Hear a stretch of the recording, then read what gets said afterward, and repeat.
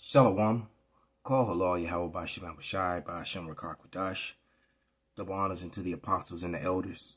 Salutations to all my fellow laborers doing this work in truth and sincerity, risking their lives and their freedom to do so now more so than ever. To the scattered elect that are scattered around the four corners of the earth, that be like unto the speckled bird, the Israelite foreigners, and to the Akwath that are listening and learning, to you I say Shalom and Shabbat Shalom. This is your brother MALCHAAMAH from the branch of the Great Millstone here in Chicago, coming at you with another lesson in truth. And not sure what the title is. I'm sure the Spirit will give it to me by the time I'm done with the video. But as you can see, I'm looking at the Silver Report Uncuts channel, and it says job cuts at U.S. Shell have already begun. Right, job cuts have already begun for U.S. Shell. Texas has already lost 60,000 jobs, mergers, and layoffs. And that's continuing to happen across the board on almost every level, in every sort of business, every type of business. And what's happening is that the word of the Lord is going forth. And in the midst of that storm, that is the word, which is the truth, prophecies are coming to pass. This is Isaiah 55 and starting at verse 9. Read 9 through 11, and it reads, "For as heavens are higher than the earth, so are my ways higher than your ways, and my thoughts than your thoughts." And see, people have their own thoughts and their opinions, and that's going to lead you to your destruction. Right? In both men and women of Israel, because the heathens doesn't matter. They have no salvation in this thing anyway. This is all about Israel, all about the elect, right? And you got many Israelites that want to lean into their own understanding and want to make it what it is. They don't want to play the role and that they've been put in, and they don't want to obey basically when it comes down to it, they have aught with the Most High. And if you have that sort of spirit, it's simply because the Lord doesn't want you, and that's pretty scary, and it's sad and it's scary. Verse 10, "For as the rain cometh down and the snow from heaven, and returneth not thither, but watereth the earth, and maketh it bring forth a bud, that it may give seed to the sower and bread to the eater." So once the Lord sends something forth, it's not gonna go away. All right, I'm actually growing an apple tree in my front room. I prayed over apple seed and planted it just to see what would happen. And Lord behold, the thing started growing. The leaves die off of it. It's real fragile. And it's crazy because it's growing next to all these plants, but it's an actual tree. And all the leaves fell off of it. And I figured out its pattern now. All right, the thing is almost 2 feet tall already, and the leaves are already growing on it. You know, and now I know we're not going to be long. I don't want to be here long enough for that tree to grow. But it's been an interesting thing to watch it go through its stages and how it's actually growing. Because I'm eventually have to repot it and do something with it, because it's starting to really sprout up all of a sudden. But it just goes to show you, man, the Lord has planted his seed, which is the word, and it's going to go forth no matter what. All right? Because with the Lord, anything's possible, because apples aren't even really supposed to grow in this climate. Not that sort of apple tree, but it's growing. All right? Verse 11, "So shall my word be that goeth forth out of my mouth. It shall not return unto me void, but it shall accomplish that which I please, and it shall prosper. It shall prosper in the thing whereunto I sent it." And so now the vibration of the men of the Lord being on the highways and byways and pushing forth this word, the vibration of the earth in the earth now is the vibration of Yahweh Basham Shai. Because see, Esau's tongue compasseth the earth. His vibration has been walking through the earth, and now the truth is walking through the earth. And the truth, like it said in the first scripture that I read, I'll read it again. "As for the heavens are higher than the earth, so are my ways higher than your ways." See, so the ways of the Lord is higher than man's, and man is losing this fight, man.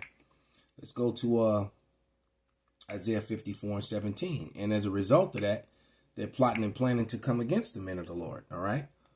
Well, Isaiah 54:17, no weapon that is formed against thee shall prosper, and every tongue that shall rise against thee in judgment thou shalt condemn. This is the heritage of the servants of Yahweh, and their righteousness is of me, saith Yahweh. So we have a mighty power that's greater than anything and everything that could be imagined, man.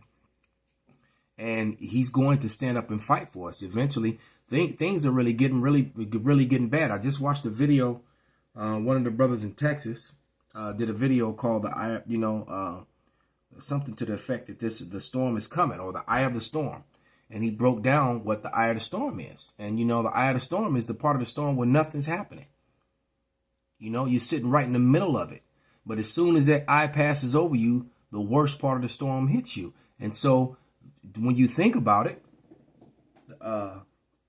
this whole COVID thing, the portion that you just went through was the beginning part of the storm. All right. These last couple months, everything opened up a little bit, and to show you that its opening really didn't help it much. Look how many businesses collapsed still during the opening. Like I've often told this story, man. I sat inside of the Regal Theater, all right, on Western. And if you're from Chicago, you know what that is. I sat inside of the Regal and Western over near over there. I don't even know what they call it anymore. It used to be Humboldt Park, full of Ephraimites, but now I don't even know what they call it anymore. But I was sitting right there inside of there, and I watched the movie Peninsula in the IMAX theater all by my lonesome. I sat in the middle of the theater, all right? I think I went and saw like a 2 o'clock or a 2:30 showing because I was done with my clients, and I had a big gap between the time that I had to teach class. So I went to the movies, and I went and watched that movie all by myself in the damn IMAX theater, man. Surround sound, felt like a king, man. Sat right in the middle, in the center, in the middle of the theater, and watched it by myself. And all I could think to myself is how much I enjoyed that. But I'm like, this place is finished. And shortly after that, everything started just falling apart. So that was that was in the heart of the eye of the storm. And now, as the eye is passing, we're getting ready to hit the worst part of the storm. And when that's coming with these elections and all the shutdowns and all the second wave, which is all a lie. But they're pushing it anyway. Because, like I said, he loves to use threats and situations. He loves to use an invisible threat and an invisible enemy that can't be fact checked. This is how they operate. Oh, the threat of this, such and such and such, and this is the response. But they can't fact check to prove it. So you just have to go off the word of a government that is clearly proven to its own citizens and to the world that it lies to people all the time. And yet the people still believe, or too many believe, because a lot of people don't believe anymore. And that's the true definition of insanity. To keep doing the same thing over and over again, expecting a different result. To keep believing habitual criminal liars in your government that work for their own belly and not for the people over and over again. And the people just keep getting screwed over and again. All right, this is Jeremiah. Let's go to the book of Jeremiah 49, and we're going to read verses 7 through 10.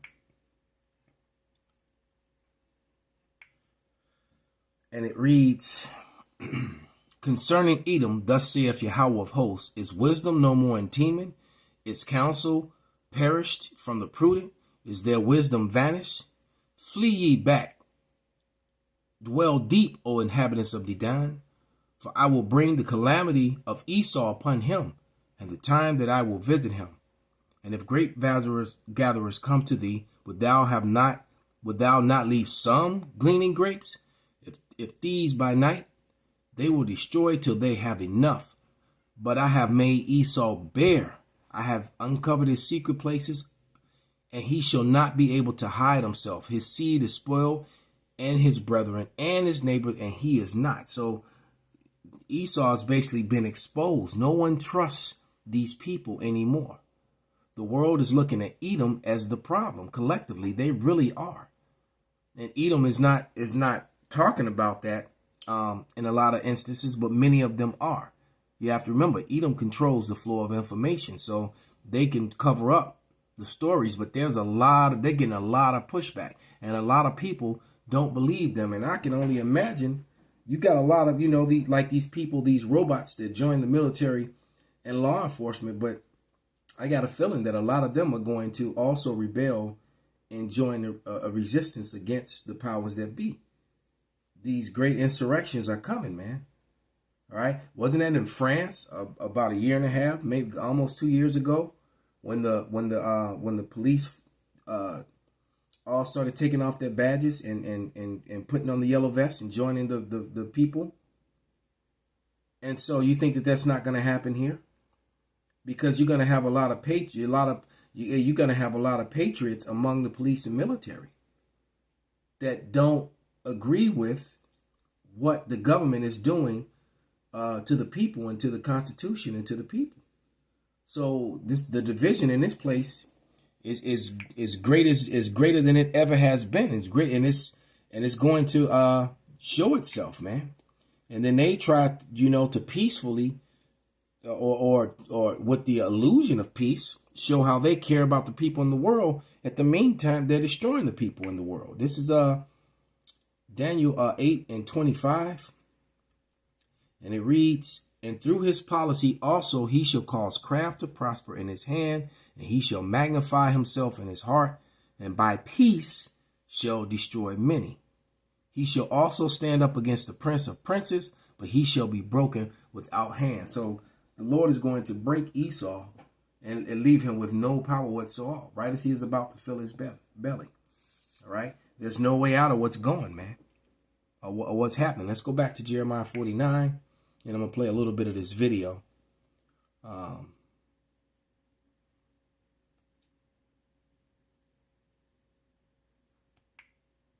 49 and 12. And it reads, "But thus saith Yahweh, behold, they whose judgment was not to drink of the cup have assuredly drunken. And art thou he that shall altogether go unpunished?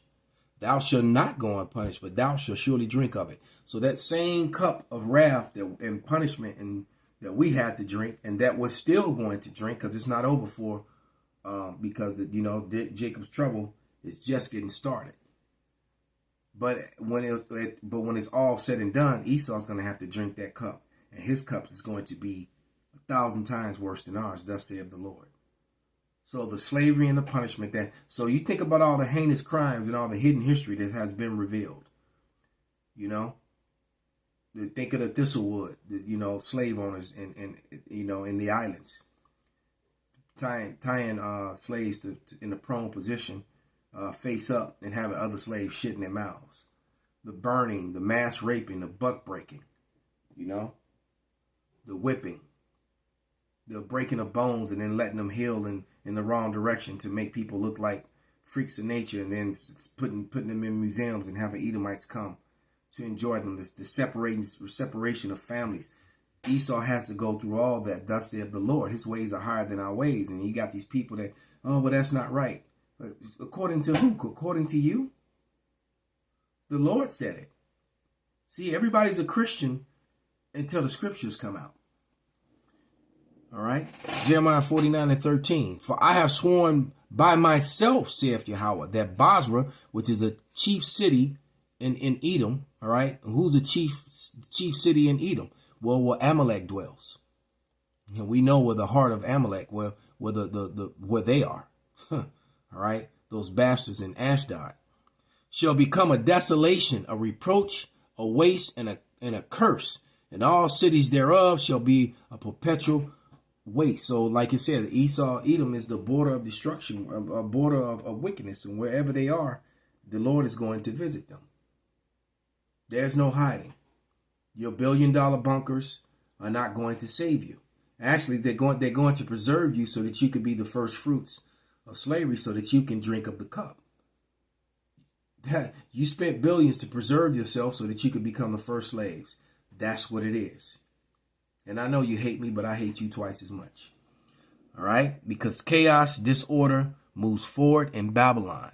Separation, voter fraud, accusations, pedophilia, allegations, the Pentagon, the White House, Hollywood. Virus is all a distraction. The party is over. It's over.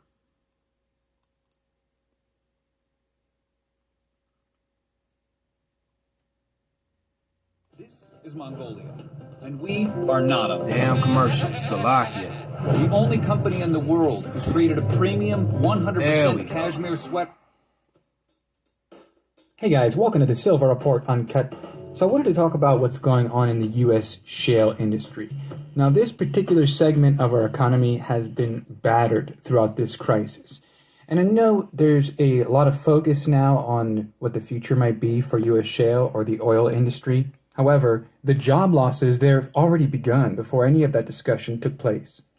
Now, we said early on in this crisis that it was going to be a lot of mergers, acquisitions. We were going to see a lot of companies begin to join together, banding together in order to survive. Now, this is something I believe will really begin to see manifest itself in the brick and mortar retailers. I mean, we're already seeing things change a little bit when we have the landlords purchasing these retailers, because when you look out at the landscape and the amount of people that are determined to do online shopping for Christmas, this is going to be a very, very dark year for brick and mortar retail and store closures. Hey, and I just heard that the world famous Macy's downtown Chicago, which used to be a Marshall Fields, it's closing. It's closing. Famous for its it was famous for its window displays. Basically, it was the equivalent in Chicago of the gigantic Macy's that sits down there on Broadway, you know, in New York City, right across from where the elders used to teach. You know, that like one of the most that was a very famous. You know, all the parades go by there, and that was the equivalent of that store, the version in here in Chicago. You know, that structure was one of the structures that survived the Chicago fire. And that's how old it is. And it's a very well-built building. Beautiful place. It's not, you know, but it's over. It's over. So the oil industry, they're saying that the recent frenzy of mergers and acquisitions was inevitable. We know demand was down significantly, oil prices even fell negative, and smaller oil firms with manageable debt, they're trying to survive this downturn.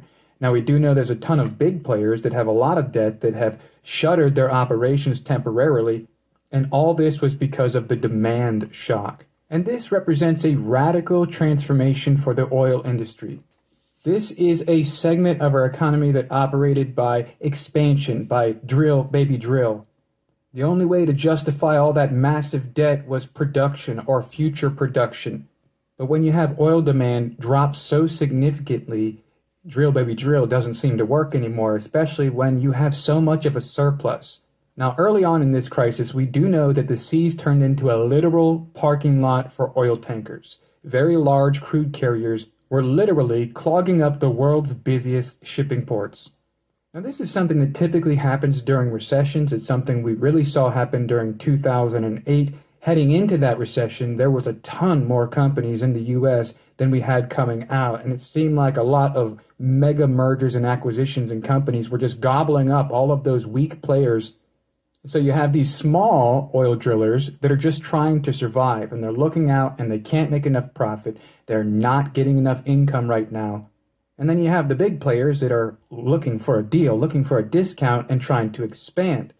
Now, what is it they say? Cash is king, especially in the modern day world of ultra low liquidity. Now, unfortunately, all of these mergers and acquisitions, they're leading to a ton of job losses for the U.S. oil industry. And there it is. So, and that's not only the only industry, and it's going to have a trickle down effect. It's going to affect every asset, every facet of life, man. So, let's finish one more scripture.